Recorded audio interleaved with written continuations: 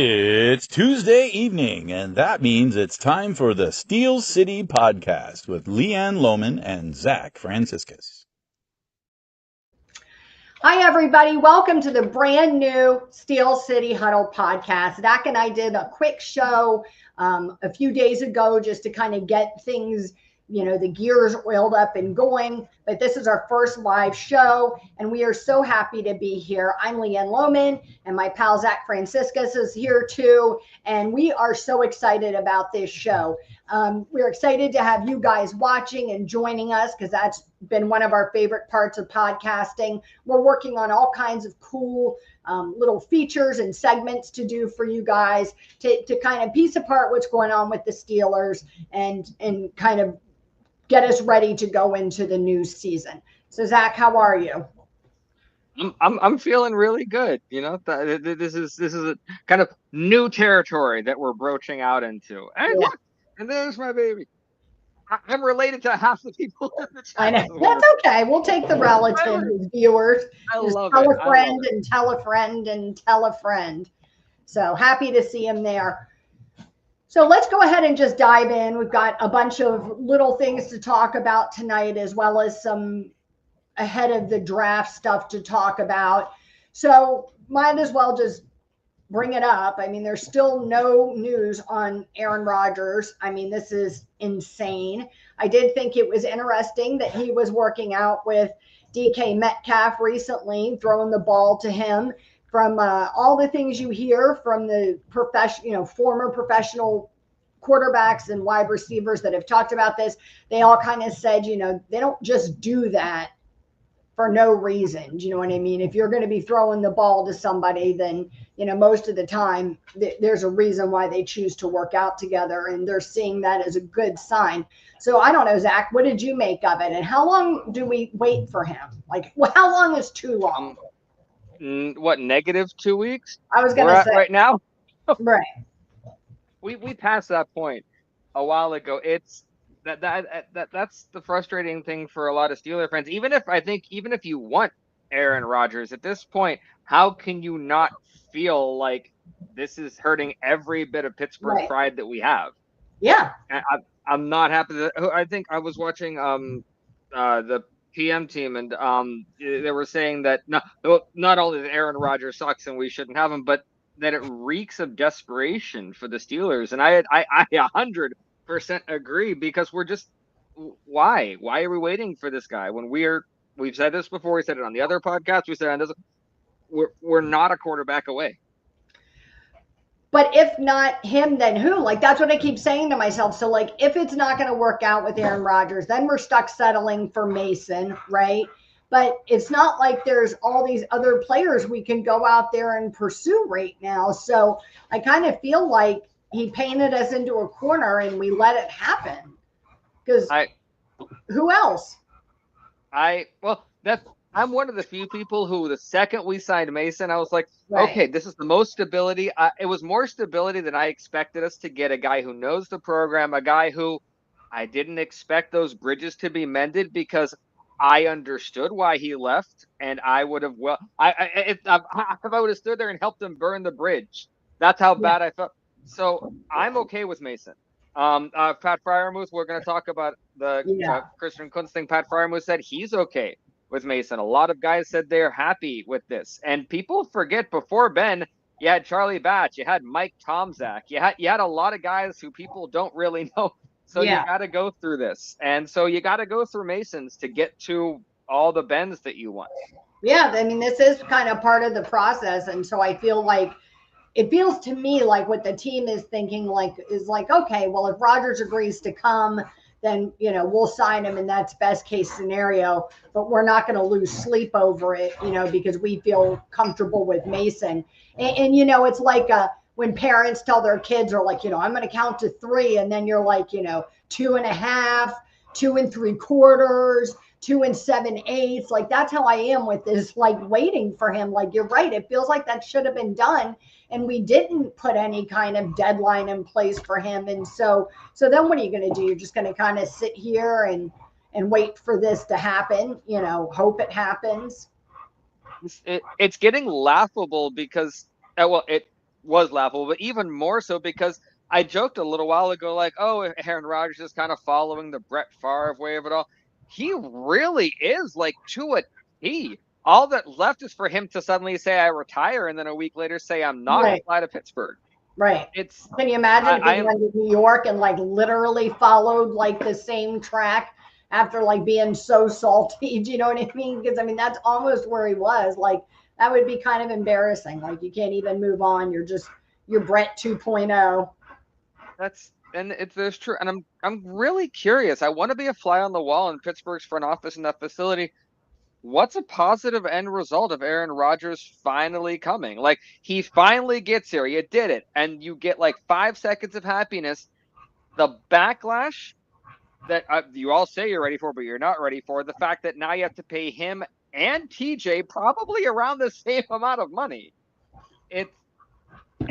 I don't understand how you can think there's going to be a positive end result, even if you get that.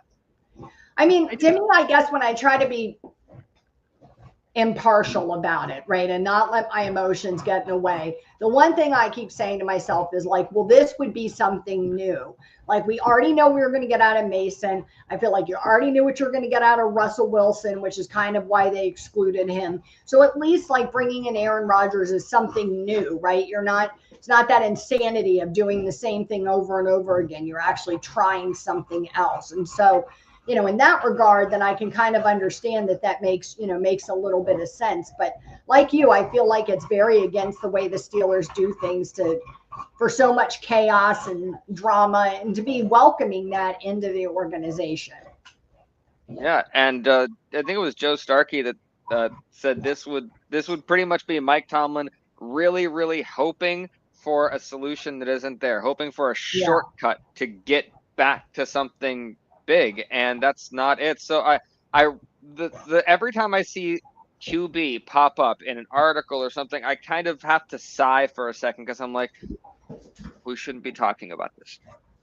We really should. There's so many other wonderful things to talk. We should be talking about drafting Cam Hayward's successor. We should be talking about, if we're thinking about moving some of the people we're moving, who are we going to bring? Who's going to replace Najee?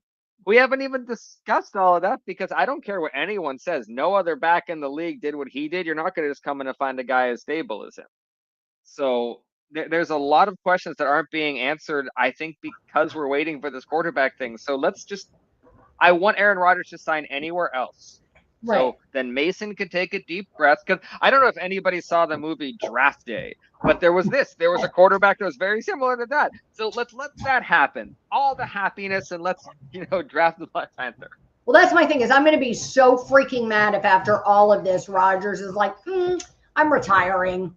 You know what I mean? Like I'll be so mad. But the draft is right around the corner. What, 10 days or something like that? I mean, I feel like you have to have this resolved prior to the draft, right? We can't just, I think if it's not, you almost have to just assume he's not coming or something. Like, how long can you really let this drag out? Other teams have already got like OTAs started and stuff. Do you know what I mean? Now, I don't know whether he would participate in that stuff or not, but it feels weird to be making a plan for your offense when you don't even know who your quarterback is going to be. I mean, he and Mason Rudolph are not the same quarterback. So how does Arthur Smith plan for that? I mean, I think that's part of what went wrong last year. Planned all this for Russell Wilson, and then he doesn't play, and now you're adjusting everything for Justin Fields. Exactly. And it's not just two different people, it's two different like archetypes of human beings. If Mason Rudolph comes in, I'm not saying he's going to be, I'm happy to be here, but he's going to want to work in tandem with Arthur Smith and really find out that way. How'd you open up Ryan Tannehill? What did you do in that? How'd you make him Aaron Rodgers comes in? It is the Aaron Rodgers show, and Arthur Smith is happy to be along for the ride. Well, that's what's crazy. Supposedly he didn't get along with Russell Wilson because they couldn't agree on the offense. So how does that improve with Aaron Rodgers? I mean, I don't understand. Do you know what I mean? He's certainly really not Tom Brady, still winning Super Bowls at 48 years old or whatever. So I don't quite understand it. No, it's genuinely, I'm hoping that by the time this is done, the draft is done, all of that we won't be talking about a quarterback because we just let that go. Right. And we let Mason, because we can have a fun season. People understand it could be a fun season with Mason. Yeah. You don't And have who to knows? have. Maybe Mason will be great. I don't know. Do you know what I mean? But I'm just ready to move on. All right. The Steelers also hired a quality control coach. I think this is worth bringing up. Luke Smith was added as a quality control coach. He previously served at Duquesne as a wide receivers coach, and he's the nephew of special teams coordinator Danny Smith. So they're surely getting like the giant bucket o' gum for those two for the sidelines. I thought this was interesting considering all the shit the Steelers get for not bringing in these other coaches like other teams do. Exactly. That's a really, really good point, because I think a lot of people shrugged their shoulder or saw the Danny Smith connection, was like, oh, it's the Steelers hiring relatives again. Number one, if you're going to hire the relative of any coach, let it be Danny Smith. I want more of that guy on the team, so I'm fine with that.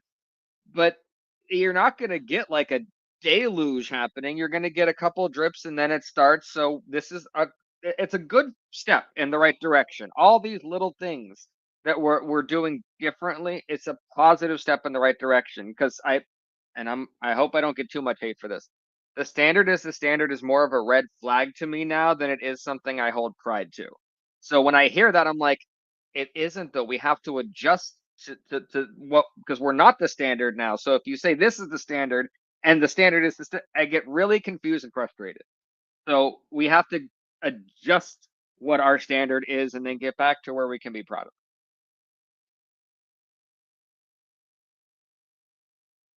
I wanted to bring up too that, we mentioned briefly, touched on TJ and Aaron Rodgers, and Mark Cabali said that he thinks that Aaron Rodgers is like the fly in TJ's contract ointment. Like that's what's holding them up from, finalizing that decision. And I thought that was kind of interesting. It makes sense. I kind of assumed they planned around that and then figured, well, if we don't get Rodgers, then we'll have this bag of $40 million or whatever that amount is, right? And we can go buy something pretty with it before the season starts. Get somebody who gets cut off waivers or a couple people. Yeah, apparently it's Cam Hayward and TJ. There's a lot of defensive veterans that specifically went out to stump for Russell Wilson that have not done that in this case. Cam made it very public a bit ago. And it's been weeks since Cam Hayward made that whole, if you want to be a Steeler, you want to be a Steeler thing. So absolutely. And TJ's not going to do that. Maybe that's what TJ's Instagram thing was about. Maybe it was to Aaron Rodgers, and Aaron Rodgers understood they didn't want him there. So it was a piece and get outside. Whatever. I wouldn't blame TJ if that was a sticking point. If he was like, well, is the reason you're not going to pay me more money right now because you're holding out for Aaron Rodgers, and then they don't answer and he gets I can see that frustration and genuinely understand it. Oh, what is it? So, Did you put that up? Oh, what is a quality control coach do? Zach, do you want to answer that? I know it varies based on teams. Oh, I'm gonna kind of guess. I would assume it was having something to do with a standard of, what was it? I generally don't know. Is it a physical thing, or is this like? I thought that they were almost like an internship, but not an internship. I thought it was a coach who wants to get into front office work, being a general manager, being an assistant general manager. They want to transition from, like in this case, transition from coaching to the front office. And I think that usually in a lot of teams, they do the drudge work that other guys don't want, the other people don't want to do. They're kind of like almost like interns in that sense. So it varies a lot from team to team. But they do a lot of the like data entry for all of the statistics and like tracking, what however many times you threw the ball this way, like compiling all of that stuff for team meetings and stuff like that. Greg said similar to an analyst, and I agree. I think that's more what it is for most teams, but every team uses that position differently, is my understanding. So, Not really sure how the Steelers will use it, although they definitely feels like they have some quality that they could stand to control. So doesn't seem like a bad thing to me. It'll be interesting to see if we get some insight into what exactly he's doing as the season gets going. Exactly. And even anything that takes a little bit off of the plates of the very minimal staff that we have right now. Because even if it's just drudge work or if it's the little keeping the stats, it's something they don't have to do. Right. And I can appreciate that because we want a bigger staff. We want a bigger coaching staff, and it's a good step towards it. So I think if you have somebody else that's fresh eyes, you know what I mean, on the data, on the information, on the plays, on what's successful and what isn't. He's young. He's probably hungry. I think that's always a good thing to have around. So I think it makes a lot of sense. Yeah, and your dad is Danny Smith. You got it. You got competitor in your blood there. So I like that. Yeah, that's pretty cool. So I wanted to bring up the top 30 visits. I did this. It might be a little bit hard to read, but I figured nobody wanted me to listen to me read all 30 players to you because that would just be silly. But I'm kind of curious, Zach, if there's somebody that, you were like, oh, I didn't expect to see that person on there. And then I was curious if there's somebody you feel like there's a glaring omission. When I did this earlier, I believe it was Darius Alexander is still pending. He hasn't had his visit yet. It was to be determined. And then we did have a few players that were local visits, and I put them separately because they don't count against those top 30 visits. So I'm curious if anybody who's watching, was there's something that surprised you? I know I don't know if it surprised me as much, but I know it surprised a lot of people that Kenneth Grant wasn't on there. And I think the expectation is the whispers that we don't get to hear, but that the front offices get to hear is that he's going to be long gone. Like, don't even try. Because this is a really deep defensive line. So out of all of these guys, I love that the two areas that we looked into the most are the two strongest points of the draft, the running backs and the defensive line. And so if Darius Alexander does come, I like that. I know Omarion Hampton. I'm going to have a difficult time with Omarion Hampton if he comes in. I'm going to be very honest, because if he comes in, I'm going to be like, you photocopied Najee. I don't understand. Yeah, for people who don't understand, watch anything from Omarion Hampton and then watch a Najee thing. They're going to say the same thing about Omarion Hampton, and we're probably going to have to use a high pick to get him. So when you look at this running back group, unless someone falls to us or we trade up to get back into the second round or something like that, this should be one of our a third round pick that we have. I would be fine with that. There's deep enough to do that, but the defensive line, that Derek Harmon is a beast out of Oregon. I wouldn't mind that at all. But this is a great list of people that we've looked into. I'm genuinely happy with this mix. Yeah, I think it's a solid list. I agree with you that, looks like we're looking at the more priority positions. I was glad to see that there wasn't like 19 wide receivers on here, because I just don't think that needs to be like our focus anymore. If you find somebody a little later, in the draft that makes sense to add to that room, particularly if they do decide to move on from George Pickens, maybe a little bit earlier than later makes sense. But we really need to, I think, focus on that defensive line. And like you said, it's a deep group. There's something for every team in that group, good guys in every way, shape, and form of defensive linemen. And so it looks like to me they picked a good variety, of where they're potentially going to go in the draft. So if we miss out on somebody, we've got a good sense of what to fall back on. I did want to bring this up. Greg Holt said that he was surprised. He would have never figured that during the combine, Shedeur would end up visiting us. And I'm curious what your thoughts on Shedeur Sanders is. I mean, this guy, like, not only got to be the most polarizing guy in the draft this year, but he has been everywhere from first overall to dropping into other rounds. I mean, it's crazy. It is. And I am proud to say that out of probably any prospect I know the most about Shedeur Sanders just because, from a historical standpoint, what is Deion Sanders? I wanted to watch the whole thing unfold. I didn't expect Travis Hunter. I didn't expect Shedeur Sanders the way it was, and they kept me watching. Shedeur Sanders is scary accurate, but he needs a line.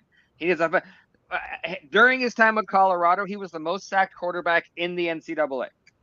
The most, and look, the number, I think it's a high number. I don't want to say exactly, but it's a much higher number of sacks than you expect. So I was telling LeeAnn in the green room, 3 years from now, Shedeur Sanders is a perfect pick for us. Right now, not a good pick. The thing is, it doesn't matter where we pick him. It's not a good pick. He does not fit what we want to do. I understand he might be exciting, but I don't. Now, does it surprise me that he visited us? From what I'm hearing about the comparisons between Deion Sanders and Mike Tomlin and how they run things very similarly, maybe Deion Sanders wanted to get a little look into how Mike Tomlin did things, kind of close up because he's going into a season without his kids there. It could be a whole thing, but it doesn't surprise me that he visited. Just don't pick him. I will be happier with him than I would be with Aaron Rodgers, but I don't want either. Yeah, I'm not a fan. And, we've talked about this on other shows before. Look, it really doesn't even have that much to do with Deion for me. Do I think he brings some drama and chaos to stuff? I do, I do. I just think it goes with the territory. He seems like a very nice young man. He's obviously, well-spoken in these interviews. He seems to say all of the right things. So I'm not holding any of that against him, but I just don't think he's there. And I don't think we've seen enough of him to feel confident that you spend your first round draft pick on him. I just don't. Not when you've got 2026 around the corner with potential for much better quarterbacks in that draft. And we waste a first round draft pick on him this year, then we're not going to do it next year. And we're going to once again miss out on a quarterback where we should be drafting one. And he's a reach. I mean, look, that kid may develop into the, one of the best quarterbacks of all time. Like, I think that could happen. Do you know what I mean? But I don't feel so confident in that. I'm like, you know what? We need to get him and develop him and struggle for a couple of years while he gets his feet under him. Because I do think when he was at Colorado, and look, rightfully so, right? If I was Deion Sanders, I'd have probably done the same thing.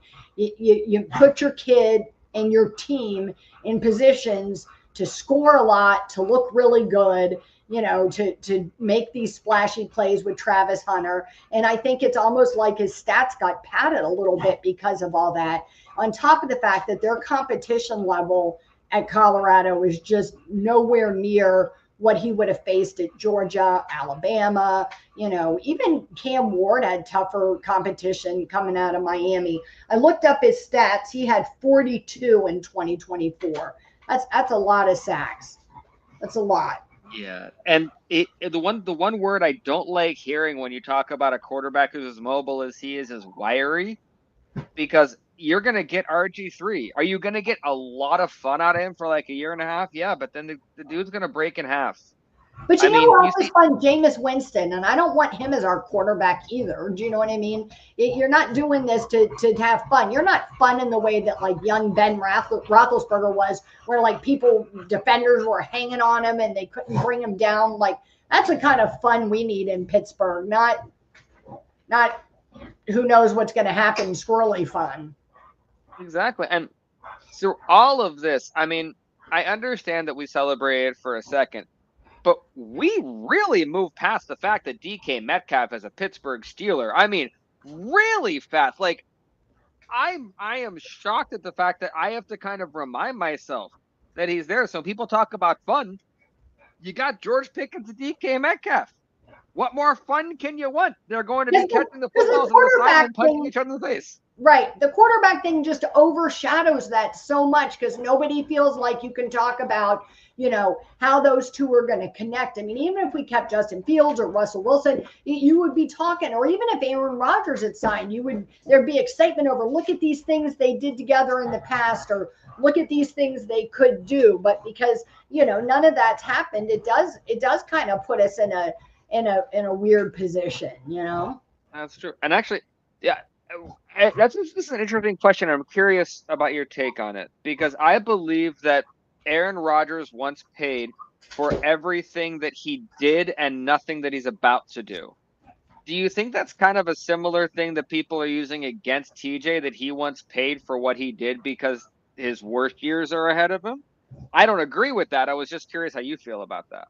I mean, I understand that argument from people. I do, but I mean, isn't that the case with like every player? I mean, you could, look at the Jets did this deal with Aaron Rodgers. He was playing pretty well before that. They offer him this big contract. He's going to save the franchise. And 4 plays into the season, he goes down with an Achilles. I mean, you can't predict that stuff. Do you know what I mean? Look at Ryan Shazier. Do you know what I mean? You can't predict that kind of stuff. So things happen. So I think, it's all about calculated, to me, it's all about calculated risk.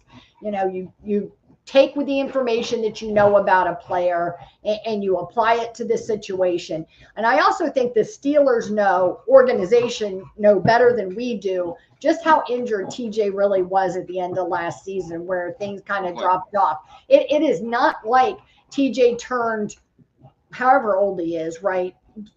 29 or 30 in 4 months or whatever it is. I can't remember how old he is, but it's not like he turned that old and all of a sudden it was like, now TJ can't play anymore. You know what I mean? Clearly something was going on and he was hurt. And so, but before that, I mean, he was in talks for DPOY earlier in the season, and people just forget that kind of stuff. They're so quick to be mad about, it's always, what have you done for me lately? Not, what I believe you can do for me always, or this year, or whatever.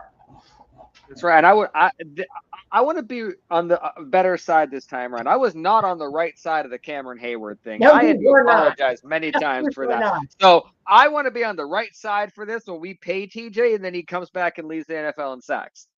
So I want to say that I am fine with it. And genuinely, it's TJ Watt. I am sorry. There are certain players, like when Ben Roethlisberger, everyone knew when Ben went up for a contract, if Ben wanted something, he was going to get it. It was Ben. It was Troy Polamalu. It is TJ Watt. That matters, and I think that matters to the front office, and I don't think they're going to care about what fans say or anyone. It's TJ Watt. We handle this differently. He is the face of our franchise. I mean, when we play Monday Night Football or Thursday Night Football or whatever it is, and they do the graphic and it's the Bengals versus the Steelers, and there's Joe Burrow and TJ Watt. We are playing Dallas. There's Dak Prescott, TJ Watt. It's, you know what I mean? He is that person for this team. And look, the guy works his ass off, like, so hard. You know what I mean? It's not like you can sit here and say, bad things about him, like he's not a team player, or he's a distraction, or, he's not trying and he's gotten like fat and sloppy or something like that. You can't say any of those things about him. He had a few bad games, and not even bad games. There just weren't statistically visible games, where he was still making an impact on the defense and helping other players to get those stats. Exactly. And to me, the worst thing TJ Watt did is not consistently moving back and forth on a line in a defense that it becomes so predictable that it got exhausting. And that's something I really hope they change this year. I mean, I even heard TJ say earlier this offseason, he's open to moving around a little bit more. They've always said it's him, not necessarily the defense. But as a coach, just like being a parent, as a coach, you have to say, like, this is not in your best interest and this is not in the team's best interest, and you have to try to do it my way. Absolutely. I completely, and as TJ gets older, that's something that is an important part of an aging NFL player. It's bringing more things into your repertoire, doing things smarter, not harder, all of that. This is the way for TJ. If you're sore on one side, let's move to the other side. Do it with that arm, and then we'll switch it. It's gonna hurt somewhere. Yeah, yeah. But you're right. It's TJ Watt, and I think it's a no-brainer. It's sort of like Dallas fucking around with Micah Parsons right now. I said this on our first show. Who is Dallas getting for that money that is Micah Parsons good? Like, who are you getting that's that good? Who are the Steelers getting that's a proven quantity that's good. I mean, what you hope is you get guys like TJ who, weren't necessarily predicted in the draft to come out as good as he is. There was talk that he was not going to be as good as JJ, that he was, going to, that everybody was just because of his name and all these things. And then that ended up not being true. Now they play different positions, so I don't want to do like an apples to apples comparison on the Watt brothers, but I don't think anybody could even remotely pretend like TJ hasn't outplayed his draft position. I mean, but by far, I mean, I bet almost every team that, of the other teams that came before us that didn't pick him think, maybe we should have gone with TJ Watt, and, and other than a few situations.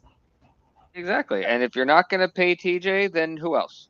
Right. TJ deserves that money, and so I am fine with it. I am Here's fully the other on the things, side of people TJ. keep bringing up to me like, well, there's this person in the draft that's so good, but it's like you're forgetting all the other things we need in the draft, right? So we've already got an edge rusher who's proven who's really good, and you always have to pay a few players. Like, everybody isn't going to be on your team on a rookie contract. So to me, it just makes sense. I agree with you.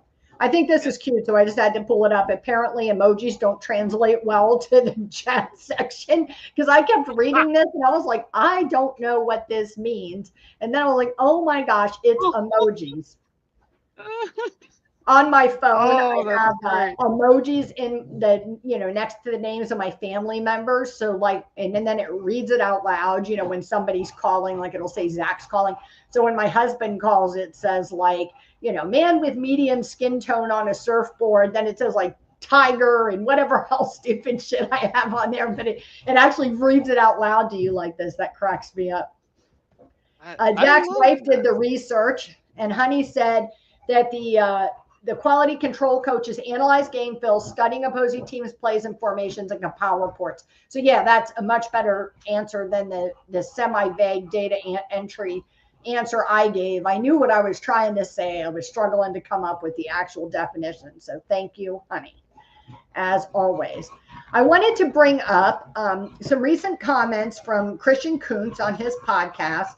And I love Christian Kuntz, so we're definitely not saying anything bad about him, but I'm curious what you think. I'm curious what the people who are watching think. And I'm going to read them to you so I make sure I get it right. Came up on his show, recent show, Pat Fryermuth was on with him, and they were talking about the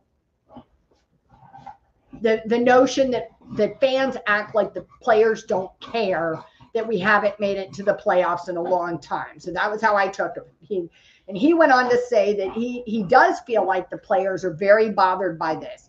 He said, we get a ton of backlash about not winning a playoff game or whatever it is. You don't think we want to win a playoff game? We want to win way more than any fan wants us to win. That is our livelihood. So it sucks to get the backlash, but we are in this business.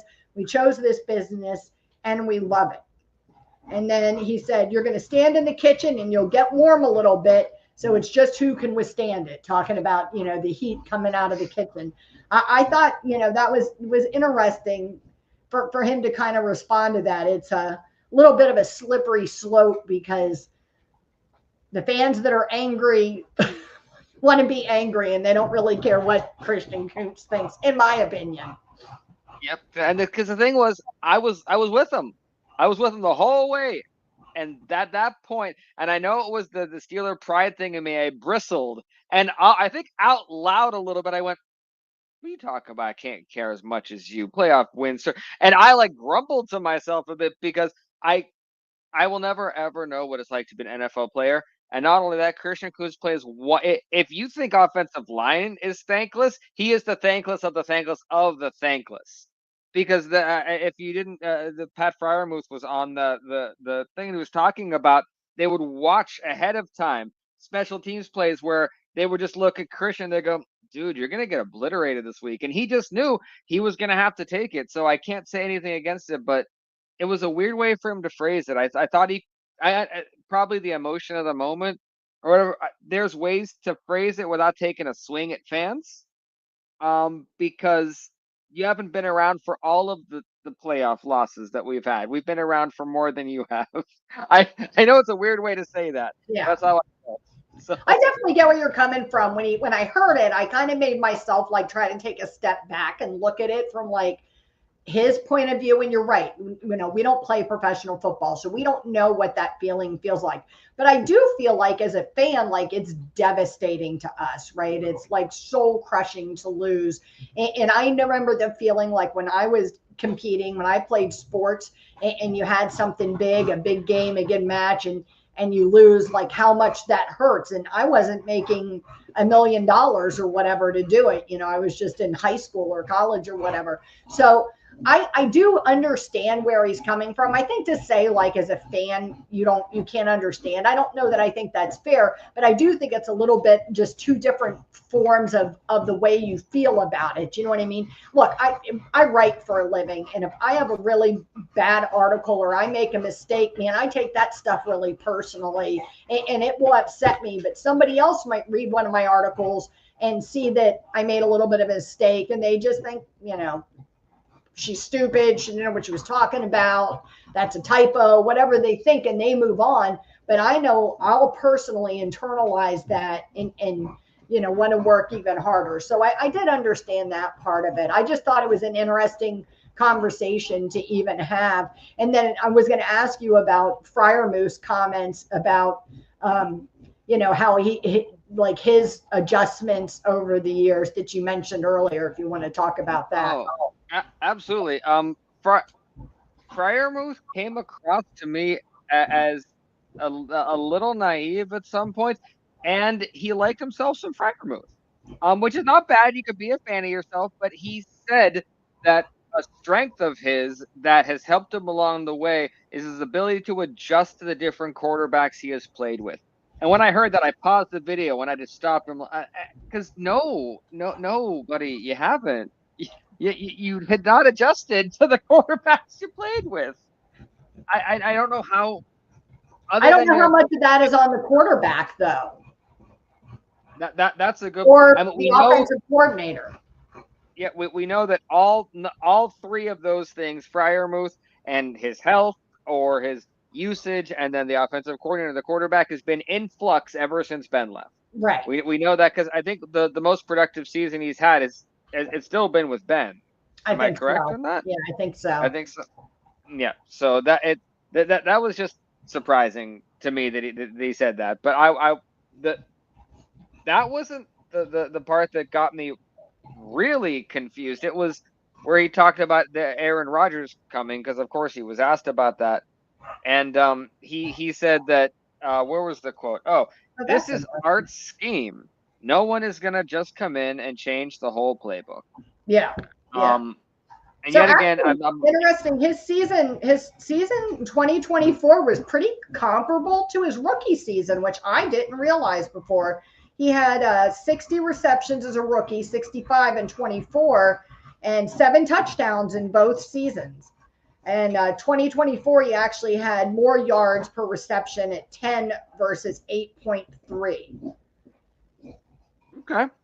And that's positive. He played in 2 more games because he has the mushy soft head. Well, he gets he does. Yeah, he needs the helmet. But I genuinely think if he wants to have fun, the quarterback he wants to have fun with is already there on the roster.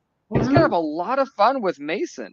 Well, they know each other. They played together. They practiced together. I mean, in a lot of ways, you're right. I mean, I'm trying to come around to the Mason thing. I'm not mad about it per se. I just feel like we already know what Mason can do, and that is lose against the Buffalo Bills in the playoffs, like totally shit the bed, not do anything. Do you know what I mean? So to me, I think it's interesting. All the fans that are out there that are so in support of Mason Rudolph, and they talk about those 3 games and they make excuses for him in that playoff game, are the same fans who refuse to acknowledge what Russell Wilson did for his first 7 games or whatever it was when he was winning, and then instead talk about those games where they struggled and where he wasn't even the worst player on the team, or he wasn't the biggest problem. Yeah, the important thing to understand is, The problem is, yeah, if you can phrase it like that, but the truth is, I am team kind of boring. I want a boring season because boring seasons lead to dynasties. Okay, I You get a don't want a couple. boring season. I hope that Mason lights the fucking world on fire and we win a Super Bowl and it's crazy. I don't like boring, but I wouldn't call myself Team Mason. I am always Team Steelers. So whoever's there is who I'm going to cheer for, even if I'm not real happy about it. Like I'm not real interested in Aaron Rodgers, but if he's our quarterback, I'm going to cheer for him. So that's kind of how I feel about Mason. I just don't know that I think he's the answer. I've said this before. I don't know that I think he's the answer. I'm curious what you guys that are watching think. You know, if you feel like he can really carry this team to success, or you like Zach and you're hoping for like a higher draft pick in 2026 to get our real quarterback.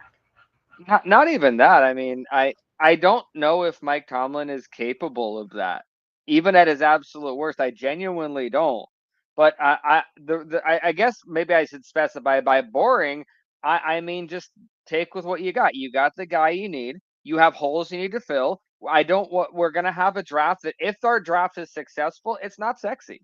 It's not going to be a sexy draft. It's going to be filled with really big, strong men in the trenches, a good running back, and some probably defensive backs and a low end quarterback. That's a boring draft to me. And it's the perfect draft for the Pittsburgh Steelers. So, but yeah, that's a hotspot. That's a good point because I hope I don't get yet again too much hate for this, but I can't see us as a Super Bowl team. To me, success is a playoff win. I have adjusted my expectations because I just don't want to get hurt again the way I was. I always see us as a Super Bowl team. Wait till y'all see how pathetically like optimistic I am when we do our pick'ems for the games for the year before this season starts. I am always like overflowing with optimism about where this season's going to go. I agree with Zach. I don't know that it's a Super Bowl ready team as it stands right now, but I do think it has some potential. Oh my God, 4-13 would like crush my soul. But you got to do what you got to do. What do you think about this Steeler DJ Lagway? Got some Florida Gator fans watching. At this point, just bring in I don't think people understand what this defense is going to look like if we don't take Cam Hayward's aid seriously. Yeah. Boring is fine. Oh no, Twitter would not survive. That is 100%. We talked about this on our kind of impromptu first show that we had last week. That I don't think this fan base is ready for a rebuild. People might just combust, just like in the middle of the street in Pittsburgh, just little piles of ashes all over the place with Steeler jerseys. It's 4-13 would solve some problems, but yet again, I can't. Is Mike Tomlin capable of it? There's been seasons that have been awful. I mean, I think that they're always going to try. You know what I mean? That's the thing. And you hear other, like some of the insiders, like Cavalli's talked about it. I know Joe Starkey's talked about it. Like he's always going to try to win. He's never, ever going to think that this team is going to settle or not do well. Do you know what I mean? His attitude is always going to be that we're going to try to win. And frankly, I like that because coaches that are like, yeah, we're not going to be that good this year, that makes me fucking nervous. Like, I don't really want you coaching my team. If you don't believe in the guys, if you don't believe in what you're building, do you know what I mean? You can have secret concerns, but yeah, 4-13 would definitely bring needed housekeeping. I mean, I just think I don't know. That would really concern me because I think that we need to build a team where our quarterback isn't carrying the team on its back. And if you do that and this offensive line comes back better and DK Metcalf does well, then I think Mason should be able to lead them to a playoff win. Maybe not a Super Bowl, but he should be able to lead them to a playoff win. I mean, we've talked about this before. I'm not saying Mason hurts and I mean, Mason Rudolph and Jalen Hurts are at all similar, so nobody come at me. But I don't feel like Jalen Hurts is like one of the greatest quarterbacks of all time. But the Eagles have built this really good team that's allowed them to have success. We saw it with Brock Purdy in San Francisco. He's not a great quarterback. He's a decent quarterback that had a really good team that year. And so I think if we could do that for Mason, then I think that there could be some potential. That's good. And So, if we do end up going with Mason, last point on that, if we do end up going with Mason, I will genuinely be looking at him as a stand-in. I will be seeing how the team around him performs to see what kind of quarterback we want to bring in from a great draft. I think that's a really good point. You have to almost look at it as like an assessment, like, okay, this is what we did with this. And so, you know, what are our needs still? Do you know what I mean? What do we need to focus on in free agency and in the draft in 2026? And what kind of quarterback could we draft in 2026 that would be a good fit for the team? Because I think we almost have to go that route. I agree. It would be the smart route to go. It would prove that we're actually building towards something. So one of the things we want to do on the show each week is kind of bring a question to you guys that are watching and to ourselves and kind of answer that. So we've got a good one, this one, and I'm curious what people think. Imagine that the draft is over. What is the worst thing that the Steelers did, and what is the best move that they made? It's a good one. I like it. It's fun. The best move that they made is spending a high draft pick, even trading up a little bit for a defensive lineman. I mean, a really good 10-year defensive lineman. And the worst thing is trading back up into the second round to select a quarterback. I can see both happening in the same draft. Yeah. I think for me, I feel like the worst thing that they could do, short of like Ashton Genty falling to us or something crazy, I think drafting a running back or a quarterback in the first round, what would just be a huge mistake. I feel like this fan base has not gotten over Kenny Pickett and their perception of Najee Harris, because not my perception of Najee Harris. And I just feel like they would implode, and I feel like they would put this unrealistic expectation on whoever that player is. And there just isn't that kind of talent there. Do you know what I mean? Like, I don't think there's going to be that level of a running back for us when we pick, unless somebody falls. But I do think that there's really solid value picks a little bit later in the draft if you wait till the second or even the third round. And so I think for me, the best thing that can happen would be finding a really outstanding defensive tackle. I mean, to me, that's got to be like the sexiest pick in the world at this point, because we just need to find somebody that can learn from Cam Hayward, you know, while he's capable of teaching, get somebody established and settled in our defense. And I just really think, you know, we have to look at something like that. So I just hope we don't walk away from this draft going, we drafted 2 wide receivers, a running back, a late round quarterback, and a tight end. Like, what the fuck are we doing? Oh, wow. It hurt worse with each pick that you said. It just got progressively. Like, I see some of these mock drafts people put on, and I'm like, what team are you watching that you've got us taking like 2 wide receivers or like, I don't have a problem with a wide receiver a little bit later in the draft, but certainly not taking one in the first round or even the second round. We just signed DK Metcalf. We don't need that, unless they know for sure that they're dumping George Pickens. And I guess maybe there's a point to be made there, but I think from our perspective, we can only operate with the information we have at this time, which is, I'm assuming that Pickens is coming back. And if Pickens does get traded, big if, we don't know anything, this isn't a scoop. If he does, keep your eye on Matthew Golden. Matthew Golden would be the picture-perfect replacement if George Pickens did go somewhere. So if he does, that is a visit guy that they could be, hedging their bet, saying, listen, George, we Matthew's in town. Yeah. So I think Vicky's kind of echoing what I was saying here, is spending all their money on something very shiny with no substance. She went on to say blowing all the money in a candy store. And I think that's most people's concern, because when you talk to a lot of fans, they act like we've blown 15 years worth of first round draft picks or something. We haven't gotten one right. And so I think it's important this year to show that that's not true. Do you know what I mean? And change the narrative. And part of that comes with having a good pick this year, but also seeing Troy Fautanu pay out once he's healthy, seeing Broderick Jones pay out because he's finally ready. I think that all of those things would be really important. Vicky also said the best thing would be spreading all the love around and really filling in where we need it and in the spots we're weak, but making wise choices. Yeah. And not blowing all the money in the candy store. Oh, I jumped to comments around. Yeah, totally agree with that. Hodgepodge says, just don't reach for a quarterback, but I'm worried they will. And that really concerns me. I mean, the number of mock drafts that have Shedeur Sanders falling to us or us taking Jackson Dart. I mean, I can't think of, I don't think there's one quarterback there that I would feel comfortable taking with that first round pick. Maybe Cam Ward, but he's not going to be there. No, yeah. If you want a quarterback, find a quarterback that is a low round project guy and really like him, because that's what we should take. Yeah, well, and then that's interesting because that is the other comment that Hodgepodge made, that he's looking forward to seeing. I think he means Jalen Milroe from Alabama, learning from Mason Rudolph.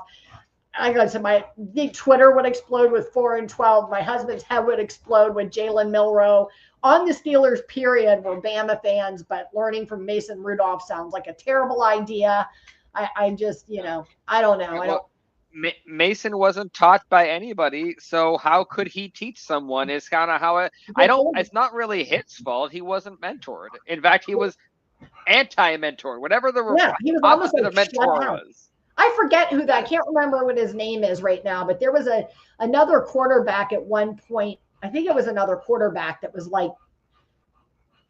there at the time that became like Ben's buddy, and they would hunt together and hang out together all the time. And he would like totally ignore Mason to go with that guy. I can't remember who it is. I'll have to look it up for next time. Oh, for some reason when I hear the name, it's one of those things where I kick my it's like right on the tip of my tongue, and I'm just like I can't pull it. Yep. Oh goodness, I don't, because I remember when we this guy was like, he's kind of like a mini Ben, and oh goodness, Landry Jones. Yes, thank you. That's it, Landry Jones. Thank you. Yeah, that's that was exactly not me. Who it was. No, I don't think Dobbs was into the hunting and stuff. I love Dobbs. I thought he was fantastic and so smart and such an asset for the team to have. I always really hoped like his career would take off. No, it was Landry Jones was the one that was like Ben's like hunting buddy or whatever. Yep. And yeah, he kind of, they would say, I mean, that he kind of like ignored Mason. Greg says, if you want Cam's replacement, draft Harmon and get a nose tackle later on. If they want the nose, get Grant another 3-5 tech later. I'm curious then, Greg, are you concerned that they didn't bring Grant in for a top 30 visit? Because I think that was pretty surprising to most people. I agree with Zach's earlier assessment about him probably not being there at the time, but yeah, no, this is a great assessment. Yeah, because I don't know what they're looking for, because if I'm really hoping that we're taking a like this year, 3 years, 5 years, 10 years look at everything. Yeah. And if I know it was we were talking about it when we were part of Steelers Sanctuary, and a little bit I think we had discussed it, but there's a possibility the Steelers aren't going to change their defense, but that they're finally going to admit we're not a pure 3-4 anymore. Which would be nice, because we're not a 3-4 defense anymore. We're something different. So if that's true, maybe a nose would be better. Because people who don't remember Casey Hampton, those are some good times with big men stopping the run. So I really with that pick, we almost have to be ready. And the Steelers do this really well every year. I know it frustrates fans, but I do feel like they do a good job with the best player available at that time, based on what they need, and I think they do a good job with that, even if it isn't like the pick that everybody really thought they would take. Greg says he doesn't really have a concern about him not coming in. Perhaps the time they spent with Grant at Senior Bowl Combine would suffice. And I said that earlier to Zach, that, it's not outside of the realm of possibility that if he fell to us or he was available, that we would select him without having that top 30 visit, because I think sometimes there's just guys you just know. And I think he's a guy where you just know, like he's that guy. If that happened, I guarantee for the next couple weeks, whatever image of the Steeler office standing up and applauding is what would be played over and over. The fact that Kenneth Grant fell. Because Kenneth Grant is someone, if they traded up for maybe 3-4 picks, I wouldn't mind if it was Kenneth Grant. He's that kind of a player. It's why I really hope that somebody does fuck up and take Shedeur Sanders early in the draft, because, you know, I think people forget about that. You get some of those questionable players and they get selected earlier than you thought they would. And it helps the Steelers out because then more of the types of players we need are available when we pick. And so I do kind of hope that he goes early. Jackson Dart too. Take them all. Jalen Milroe. Yep. Take them all in the top 10 and then leave us our choice of, you know, which defensive tackle we want or whatever would make. I would love that. I hope, and knock on whatever you want to knock on, that they get it right, because I remember last year just sitting there with every single cornerback on the board just spread before us. And I'm hoping Troy Fatano works out. Nothing against the guy. Genuinely know it wasn't his fault he got hurt. But they really got to prove me why they didn't take the massive amount of cornerbacks that were sitting there. So I think that guy's a seriously talented player. And I understand why it's easy to, you know, for a lot of fans, not you, but other fans, to kind of feel like that was a blown draft pick. But I think he's going to pay out. I think he's going to pay out in spades. He's going to be good for a long time to come. So I'm excited about that. To hear some of the former Steelers talk about it, you know, like Merrill Hodge and Craig Wolfley, you know, Miss Craig, you know, talking about how talented he was, you know, when they were seeing him at practice, at camp, you know, at college even. So I think he's going to be okay. I'm really hoping, that all signs are pointing to a really good offensive line to break in a nice new shiny rookie running back from a lower round, because him and Jalen Warren will be fun. We could have a lot of fun with some really good blocking. Yeah. So I would enjoy that. Yeah. All right, Zach, any final thoughts before we wrap it up tonight? Pressing comments, concerns, things you need to get off your chest, confessions?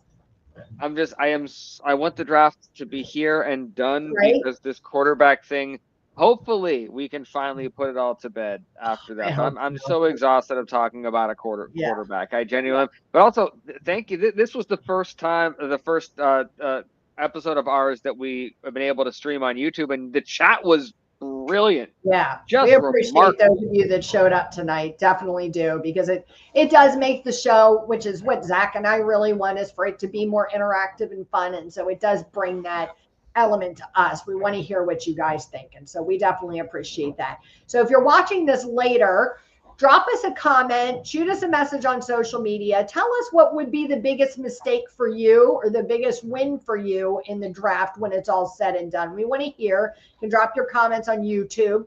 You can find us on X. I always still want to say Twitter. It's Steel City Huddle. You can also find Zach and LeeAnn on Twitter and Facebook, and give us a follow and stay in touch. If you've watched the show, please do us a favor and like, share, and subscribe to the podcast, because we're new and we're starting out, and that really does help us out. So we appreciate you guys all so much for tuning in tonight. And maybe some breaking news pops up. We'll pop up and do a little show, but otherwise we will see you guys next Tuesday. Great night, everyone. LeeAnn and Zach would like to thank you for tuning in to the Steel City Huddle podcast. Don't forget to like, share, and subscribe so you don't miss a thing.